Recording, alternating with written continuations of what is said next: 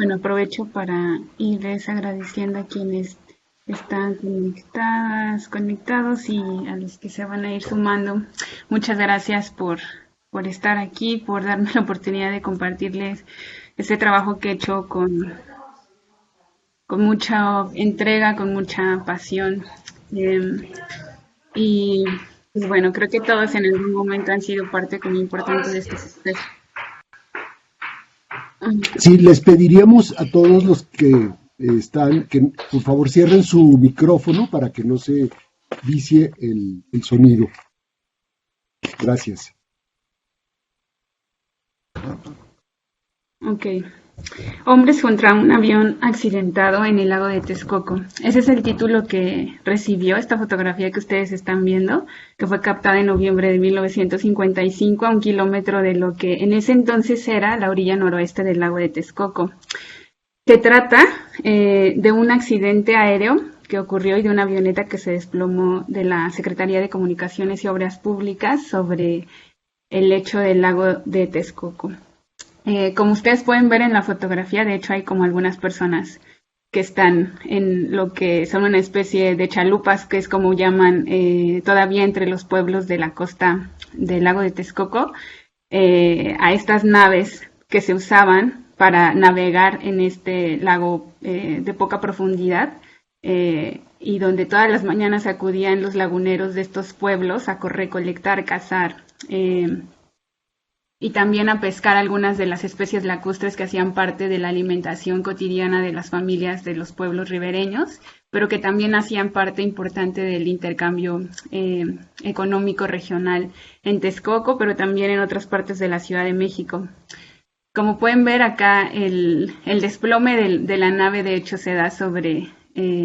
un cuerpo de agua que ya está como en avanzada desecación. Hay por ahí un reportero que se puede ver que está de pie justamente tomando fotografías a la nave y a estas actividades de rescate que llevaron a cabo justamente estos laguneros que se encontraban esa mañana trabajando en las orillas del lago y que acudieron al rescate de la tripulación. Uno de los tripulantes justamente era Carlos Lazo,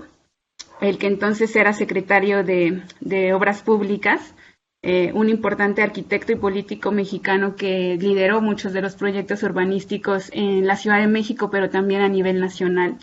Justamente ese entusiasmo que Lazo tenía por el concreto y la modernización del espacio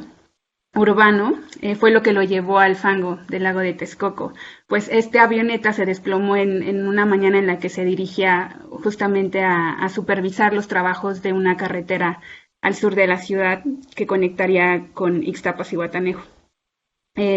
Justamente esta paradójica situación fue lo que llevó a algunos titulares a asumir que Lazo murió en un accidente en el fango del lago de Texcoco. Es así como en esta fotografía se enlaza tanto la historia de estos laguneros de los pueblos originarios ribereños de la costa del lago de Texcoco, como la historia de la modernización y la infraestructura nacional y también de la Ciudad de México, como el propio fango del lago. He tomado la decisión de abrir mi presentación con esta fotografía porque precisamente esta aconteció en el mismo lugar en que mi investigación se desarrolló. También porque involucra tanto actores como procesos que se enredan en esta tesis, pero sobre todo inicio con esta foto como un ejercicio para mostrarles a ustedes cómo, al igual que el instante de la tragedia que fue captada aquí, fue un instante de peligro, igualmente provocado por la idea de un avión amenazando sobre el lago de Texcoco, lo que detonó mi investigación. El instante del que les hablo fue la coyuntura del conflicto aeroportuario derivado de la construcción de una terminal aérea sobre el lecho del lago, un proyecto que fue anunciado por el gobierno federal en el 2014, que dio paso a los primeros trabajos de su construcción en el 2015 y que fuera cancelado 3 años después, en el 2018, justamente en el lapso en el que yo realicé mi trabajo de campo en la región. De forma parecida como lo hizo el fotógrafo de esta imagen, yo capté, pero etnográficamente, ese instante de peligro detonado en aquella coyuntura aeroportuaria durante aquellos años, pero no para reflexionar en torno a ella como un momento fijo, sino para tender desde ahí hilos hacia el pasado y el futuro en busca de problematizar ese presente conflictivo que en aquel momento me parecía sumamente confuso y fangoso para leer. Es así como una lectura de esta fotografía desde el presente pareciera incluso como funcionar como una especie de presagio, como un anuncio de la maraña de historias que décadas después continuarían enredándose de una u otra forma en este mismo territorio. Enredo donde el agua, los laguneros, la modernización, ingenieros, aviones, el mismo fango, carreteras, promesas, tragedias, destrucciones, pérdidas, pero también esperanzas se condensaron en un solo lugar. Mi investigación trata de todo uno de estos asuntos, pero no como variables que pongo a correlacionar aisladamente, sino de todo esto al mismo tiempo, de cómo todo esto se fue entretejiendo, encarnando en sí paisajes de ruina y la posibilidad también de vivir entre los escombros que en esta orilla del lago ha dejado la violencia del capitalismo y del Estado. De tal manera, si bien mi investigación comenzó cautivada y provocada por un megaproyecto aeroportuario, terminó siendo de algo mucho más profundo que eso. Trata de las huellas que en este lugar ha dejado la fuerza destructiva de la historia, en el intento de transformar radicalmente este territorio mediante la desecación del lago de Texcoco y, en función del avance de la modernización de la ciudad. El argumento central de mi tesis, que planteo a lo largo de 5 capítulos, es que la infraestructura, como proyecto modernizador, siempre conlleva procesos de destrucción y la producción de escombros, cuya violencia perdura en los paisajes y en la experiencia encarnada de aquellos y aquellas, tanto humanos como no humanos, que conviven con estos escombros. Sin embargo, la infraestructura que analizo aquí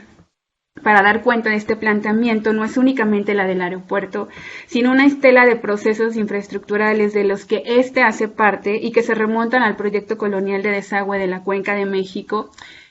ese proyecto que dio paso a la ciudad que ahora habitamos y su zona metropolitana. Este fue un paisaje conformado por un sistema de 5 lagos que ha sido sumamente modificado desde que los primeros grupos humanos comenzaron a asentarse en él. Sin embargo, esta transformación se iría acentuando poco a poco con el paso del tiempo, iría desde una ingeniería y un estilo de vida adoptados a los espacios y tiempos intercalados entre aguas y sequías hasta llegar al desagüe de los lagos que alguna vez posibilitaron esta cuenca. Esta ha sido una misión transmilenaria que, como decía, comenzó en la época colonial, pero que se ha mantenido hasta el presente, bajo la idea de que no es en sí los lagos lo que molestaban a los españoles, sino esta tendencia a hincharse periódicamente con la escorrentía de las montañas que circundan la cuenca y que inundaban la ciudad cada vez más importante para los intereses políticos y económicos. Toda esta problemática la hemos heredado hasta nuestros días y ha motivado desde entonces una construcción obstinada de múltiples infraestructuras de desagüe que en diferentes momentos del capitalismo y también del propio Estado mexicano, es una infraestructura que se ha renovado, ampliado, complejizado, modernizado, todo el tiempo está dinamizándose y el mismo aeropuerto, como muestro en mi tesis, es en sí misma una de estas infraestructuras que continuó con la pretensión de proteger a toda costa el centro urbano de las inundaciones. Así, mientras la ingeniería ha pretendido desaparecer el lago, este también ha sido un espacio que depende fuertemente de este proceso del desagüe, por ser la zona más baja, también más plana de la cuenca del Valle de México y donde hoy día desembocan una serie de infraestructuras que hacen posible la vida en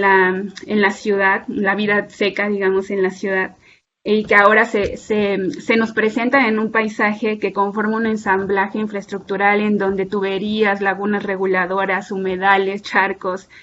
canales, diques, túneles, plantas tratadoras, estanques de sedimentación con puertas y otros muchos dispositivos hacen parte de lo que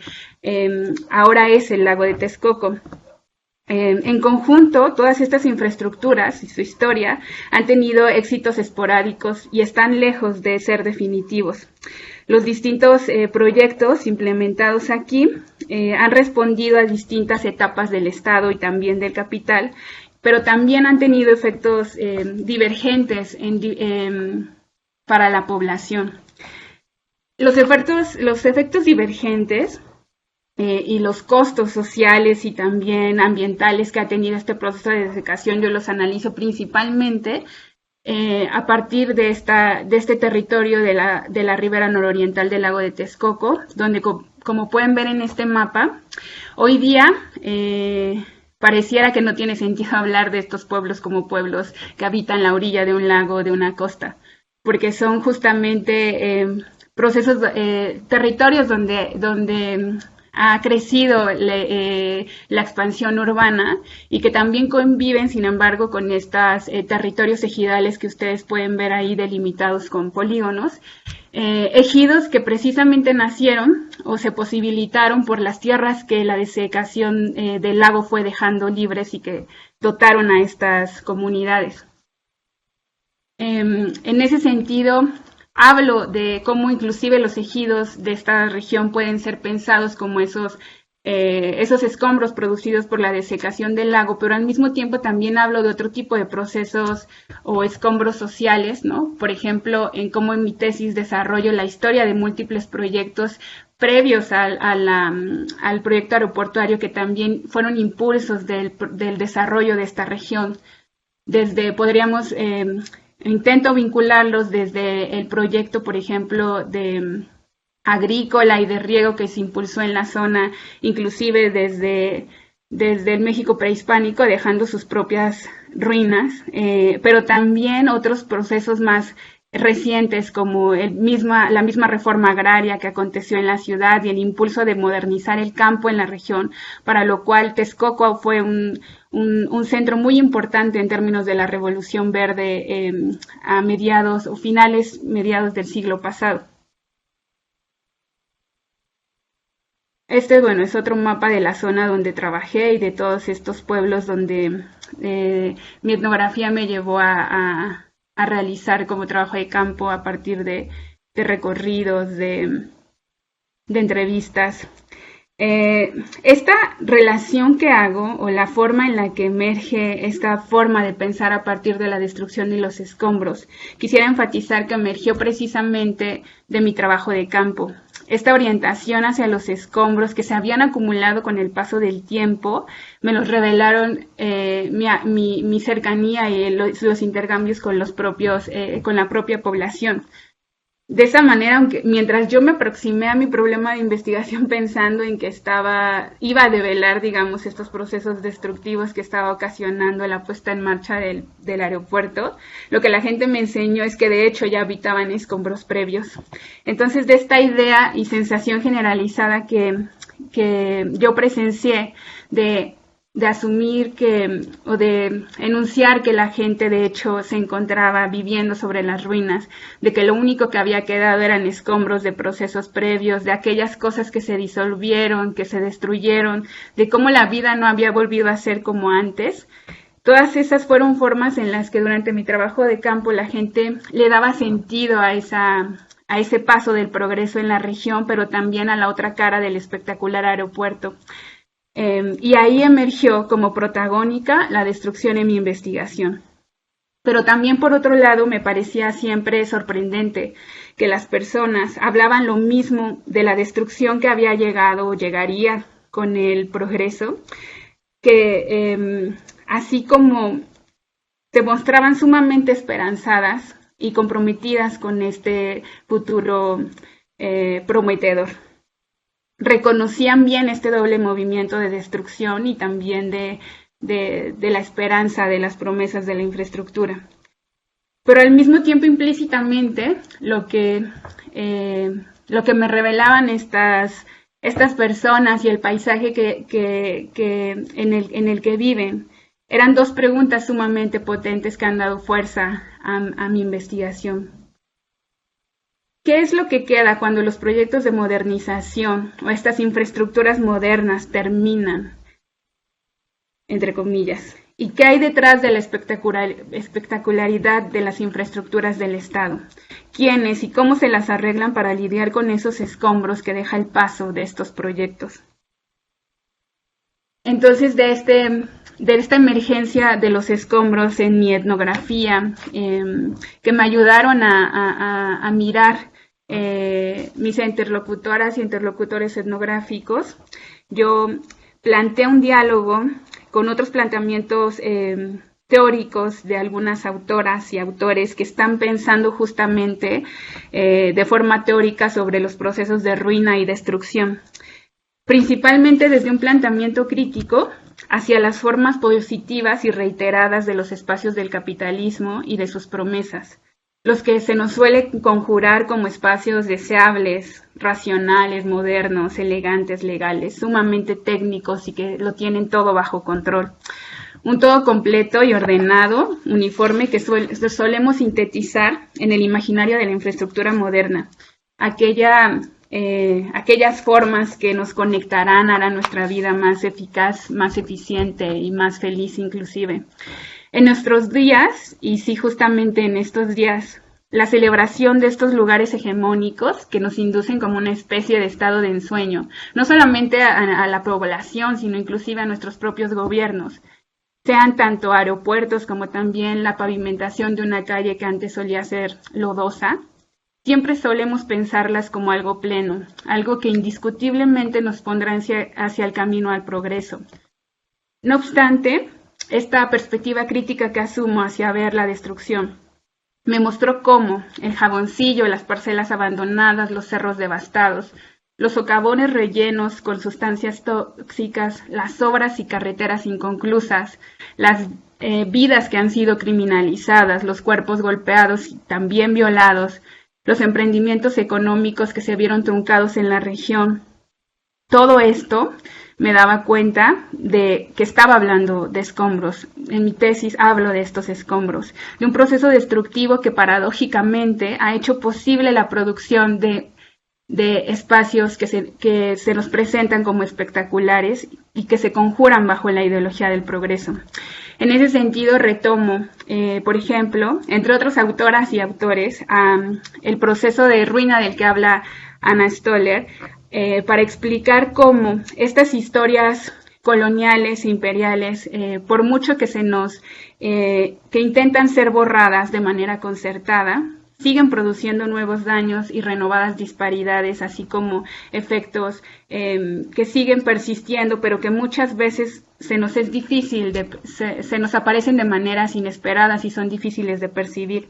También retomo de estos planteamientos críticos y de la antropología de la infraestructura, algunos autores que están pensándola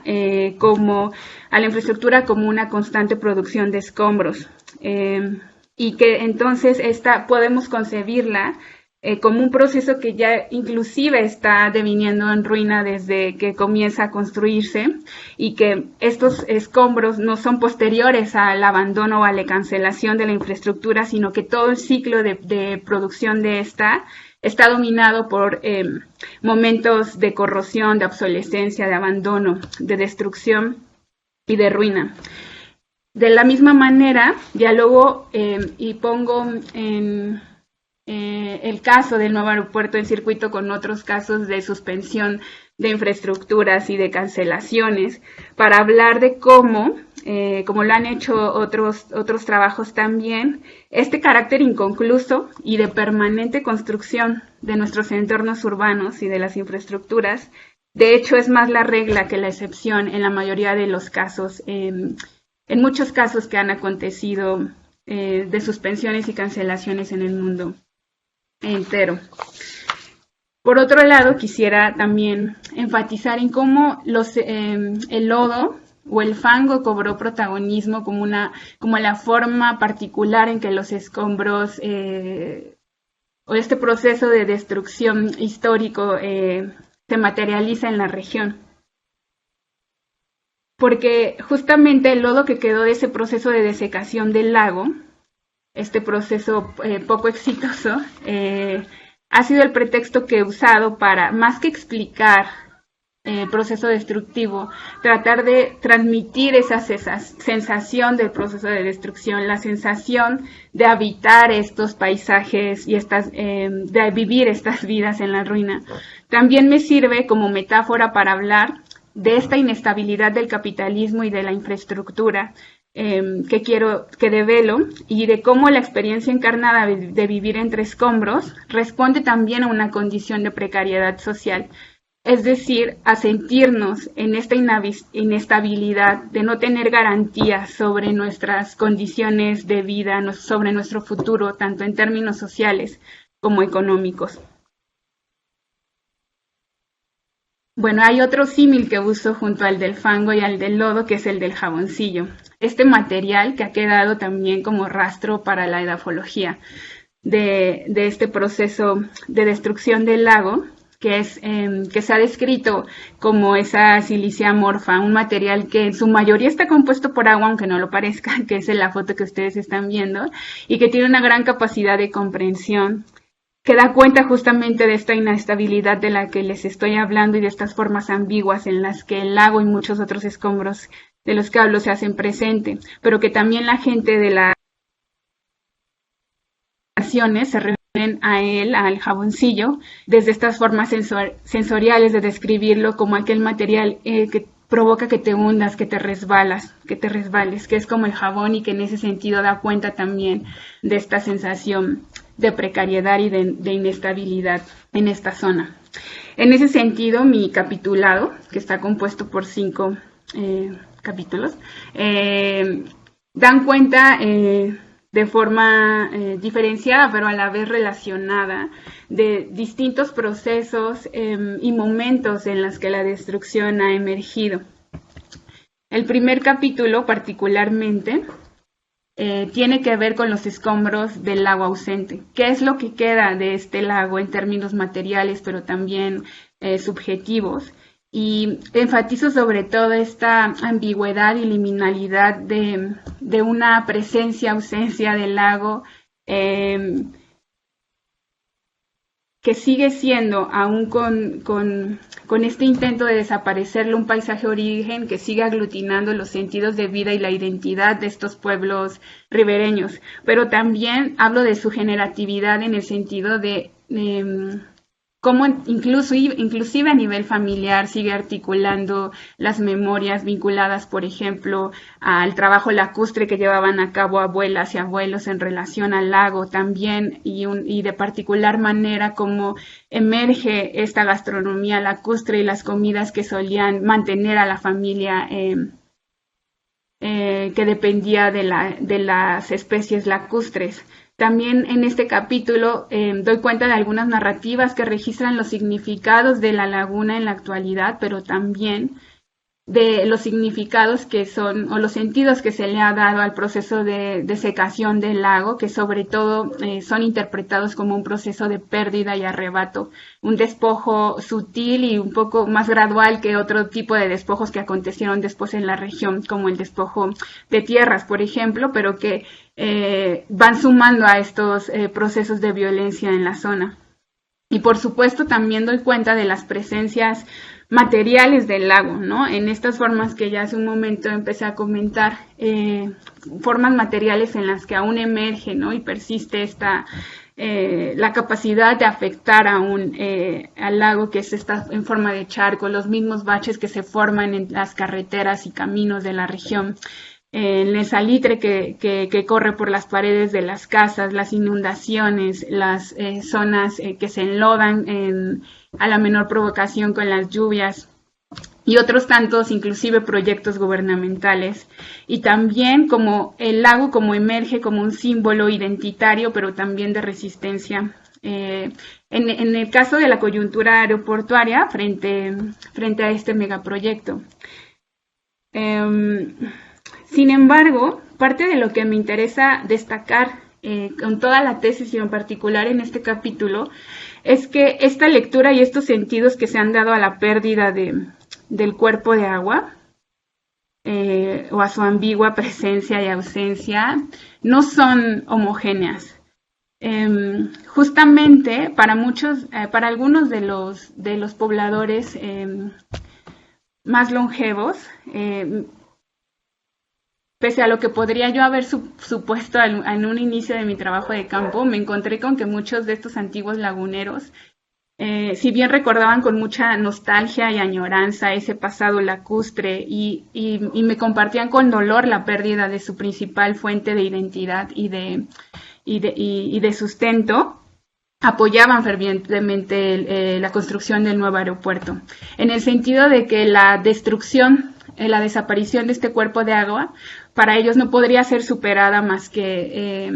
no podría haber sido superada ya, y que en ese sentido el proyecto aeroportuario se presentaba como una de otras oportunidades para poder imaginar un futuro nuevo y una nueva fuente de ingresos, y no bien para ellos, para sus hijos y sus nietos. En ese sentido hablo de un lago de contradicciones, ¿no? Porque tengo claro a partir de mi etnografía que los posicionamientos son sumamente heterogéneos en la región, y que parte de lo que hizo posible estos posicionamientos heterogéneos fue justamente la historia de transformaciones socionaturales en la región. Por otro lado, en el capítulo 2 hablo acerca de los escombros de la defensa de la tierra, que es este proceso como la defensa de la tierra, como nombran de manera general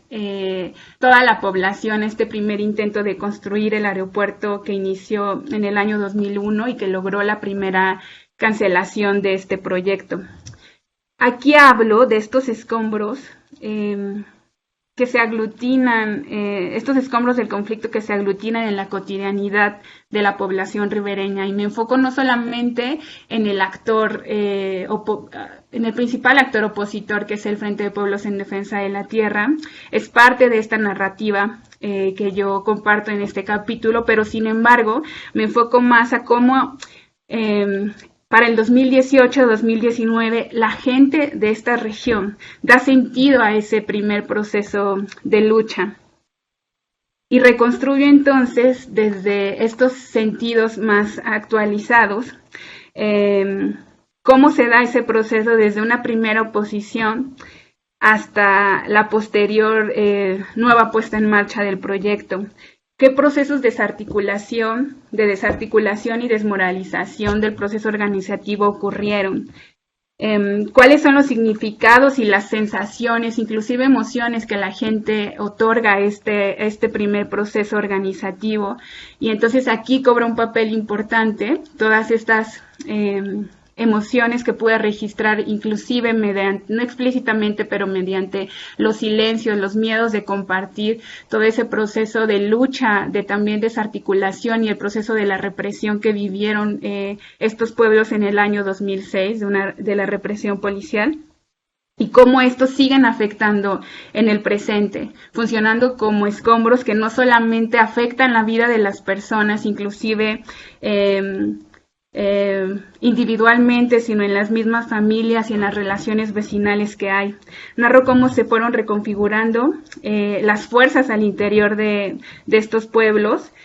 cómo se fue fragmentando la población, cooptando asambleas ejidales, pero me interesa plantear un escenario político mucho más matizado que el de opositores contravendidos. Y doy cuenta de más bien cómo distintos posicionamientos dinámicos que fueron cambiando conforme al tiempo, surgieron de la textura de la vida cotidiana y justamente haciendo frente de estas condiciones de precariedad en las que la gente se encuentra. Eso cambia totalmente la lectura que yo encontré mucho en la región y en otros escritos que hay sobre el conflicto, acerca de que hubo personas que se vendieron o que se dieron en su lucha frente a la construcción aeroportuaria. Ya hablo de todo esto en el sentido también de estos escombros que persisten y que no solamente son materiales, sino también en términos subjetivos, emocionales, sociales. En el capítulo 3 hablo ya específicamente de la etapa en la que se llevó a cabo las primeras trabajos para ir erigiendo la terminal aérea, desde las primeras formas en las que se llevó a cabo la limpia del polígono donde se construiría, pero también del trabajo que implicó en términos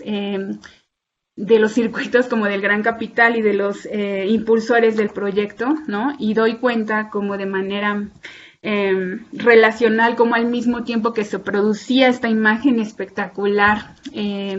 del aeropuerto y se conseguían estos financiamientos internacionales, al mismo tiempo a ras de suelo se llevaba a cabo mucho trabajo y muchos procesos, tanto de destrucción como de borramiento de la textura de estos territorios y de su historia, para erigir la infraestructura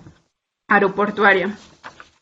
De esta manera, entonces también narro cómo, más allá de lo que solemos pensar como que estos grandes proyectos del capital global siguen esta lógica o este guión coherente y sumamente técnico que tiene todo bajo control, de todos estos ritmos y formas incluso frágiles, ¿no? que tuvo que enfrentar el propio proyecto aeroportuario. Doy cuenta de estos procesos como de pausas, de dudas, de obsolescencias, también de demoras que de hecho enfatizo que son parte de los ritmos generativos del capitalismo y de estos megaproyectos de infraestructura. Y también por otro lado, en este capítulo me interesa dar cuenta del papel de los procesos no humanos, del papel protagónico que tienen también en los procesos de creación de estos espacios del capitalismo. En este caso, como ya he venido mencionando, pues de estas características geofísicas del territorio y de cómo, a pesar de que hoy día las corrientes de agua que ustedes pueden ver aquí en este mapa, que desembocan en ese polígono de construcción donde se erigió el aeropuerto, aunque han mermado y se encuentran contaminadas, de hecho, sí tuvieron un gran efecto en estas formas de la trayectoria misma del proyecto aeroportuario. Entonces, a la vez que narro este proceso de construir y al mismo tiempo de este proceso de construcción, destrucción del aeropuerto, narro también, lo narro a partir de las trayectorias de los materiales y de estos procesos no humanos que hicieron parte importante del proyecto. En específico, del propio jaboncillo del que he venido hablando, cómo tambaleó este proyecto del gran capital, pero al mismo tiempo del tezontle, un material al que se recurrió para justamente estabilizar las pistas de aterrizaje y estos suelos fangosos del lago, pero que al mismo tiempo provocaron otros procesos de destrucción que se llevaron a cabo fuera del polígono de construcción, en todos los alrededores de la región mediante varios proyectos de minería que fueron destruyendo otras regiones, otros lugares, y también a esto se sumó el proceso de depósito de los mismos lodos del lecho del lago de Texcoco que fueron depositados en otros socavones previos en la misma región texcocana. En el capítulo 4 abordo la infraestructura como promesa y aquí expongo que cómo mientras los trabajos por erigir estas pistas y el edificio central avanzaban, también fue importante un esfuerzo en términos ideológicos para construir al proyecto como un objeto de deseo. Cómo opera también en la cuestión afectiva la infraestructura, produciendo estas promesas sobre un futuro mejor, con la finalidad de obtener la legitimidad sobre su utilidad pública, pero al mismo tiempo de justificar la destrucción que éste estaba dejando a su paso. Entonces muestro en este capítulo discursos imaginarios y cómo el lenguaje también, al mismo tiempo que el concreto, el acero y el tezontle,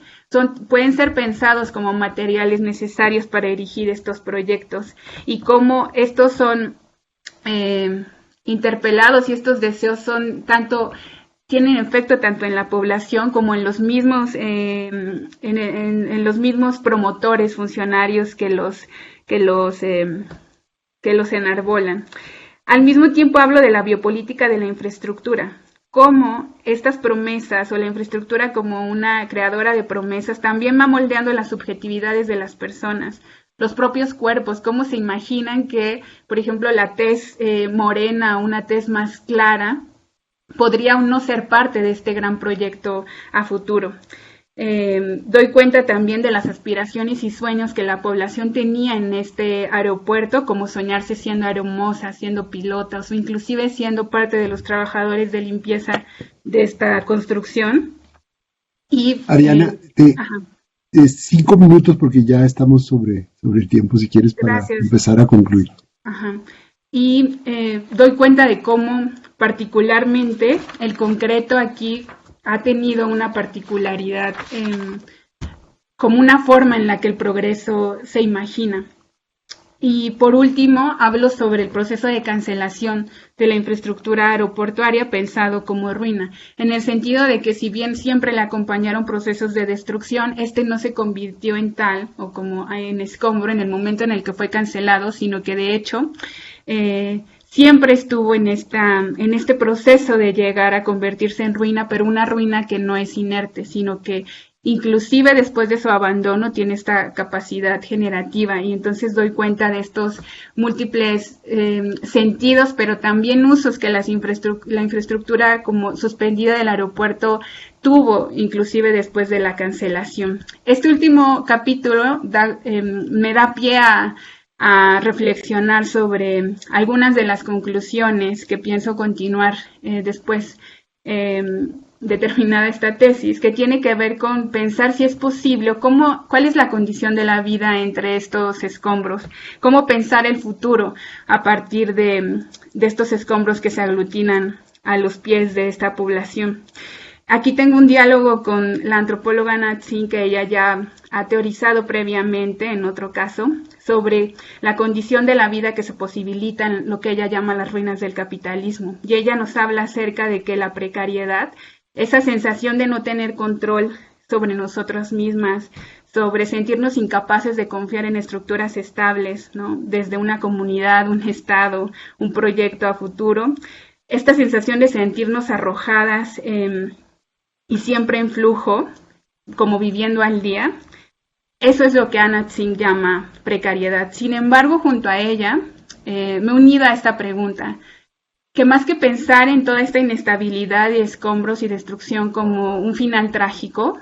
si no podríamos cambiar el sentido de esta lectura y pensar si no es más bien la inestabilidad, la contradicción y lo que imaginamos como ambiguo, ese fango que habitamos,